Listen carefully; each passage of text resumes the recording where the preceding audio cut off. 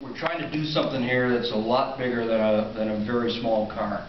And what we're trying to do is form a foundation for a coherent energy plan for the United States. And that might sound a little bit highfalutin to you, but here's how we think about it.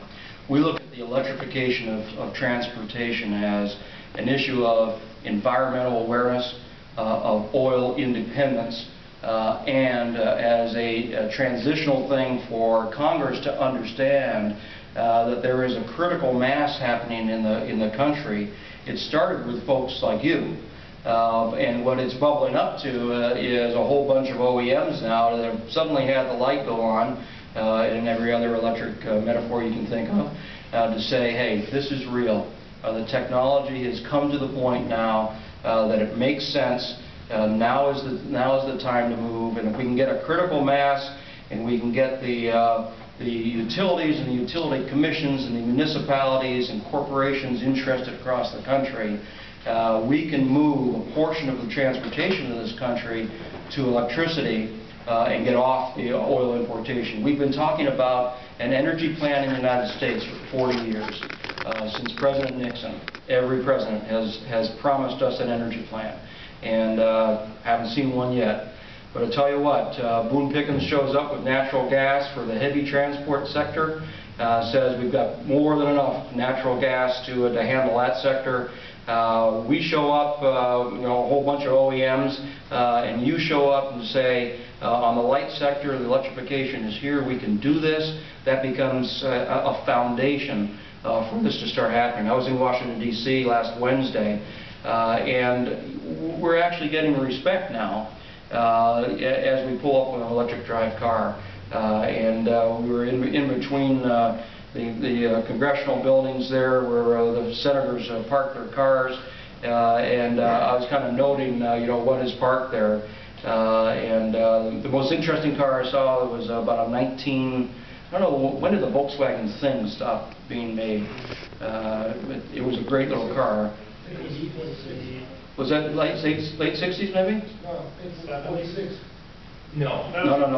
It's like, maybe even like 72 or 70, something like that. Yeah. Well, anyway, there's a great primer Volkswagen Thing parked in between the Senate buildings, and it's in a reserved spot. So I said, well, whose car could that be? And they said, well, it's Senator Byrd from South Carolina. He drives it every day. He's converting it to electricity. So I said, that's all right. That's good. So what we're doing at Daimler is fully invested. You know that they purchased a portion of Tesla. They purchased a portion of BYD in China. They have joint ventures with Litech and Evonik, and have formed a new company called Accumotive. So what we are doing now is introducing alternative power on every Mercedes brand vehicle in the world by 2015. So the gas engine in every car will have an alternative by that time. We're going full battery plug-in on the smart car and on the A-Class, hydrogen fuel cell on the B-Class, hybrids on the bigger cars. On the smart part up front, I got to talk to some of you. It's a 16.5 kilowatt-hour battery. The efficiency of the system right now is about 0.2 kilowatt hours per mile. So we're getting about 84-mile range. We can't go to Salem and back, but we're working on it, so we'll let you know when that happens. We have an onboard charger and a system that allows you to precondition the temperature inside the car as the car is plugged in. So that's a very interesting point as well of the vehicle. We have picked 5 launch areas in the United States to launch the car, and we've done that by looking at the electrification pattern in each area. What are utilities doing? What are utility commissions doing? What are the towns doing? How ready are the people in the area? How ready are corporations in the area for electricity and electric-driven cars? I'm happy to tell you that Portland, Oregon was #1 on our list. So we are launching in Portland, in San Jose, California, in Orlando. You might know that Orlando and Tampa are doing a lot of work, very exciting work. You ought to read up on what the Orlando Utility Commission is doing there. Indianapolis, Indiana. Indianapolis has a ring road around it called 465, and all the suburbs are about 20 miles from downtown. As such, it's a prototype for 20 other cities in the United States that are laid out in a very similar manner.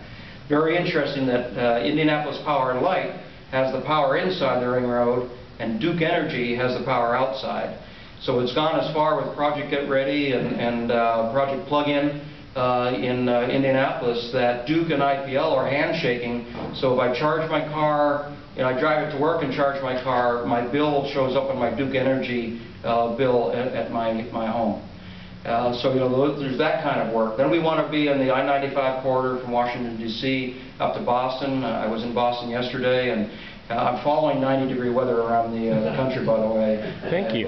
They had about 100 with about 90% humidity, so it wasn't quite as comfortable as here. And then the other area is Detroit. We're headquartered in Bloomfield Hills. DTE is actually doing a lot of work in the Detroit area. So there's a movement out there. There's a critical mass happening. You see a number of OEs. Our statement, some cars talking about extended range, some cars talking about a primary use vehicle. What we're talking about is a vehicle that has the minimal amount of material that you can put in a car, go from point A to point B, do it in some style, and do it safely. That's the statement of the smart car. It's for the material conservationists out there as well as the electric drive folks. So what we're really saying is that 80% of us are driving our cars around alone. At any given time, 80% of people in cars are there alone. So what are we hauling all this material around with us for? We've sold about 42,000 of the gas models since coming in January 2008. The United States was the 37th country in the world to get the smart car.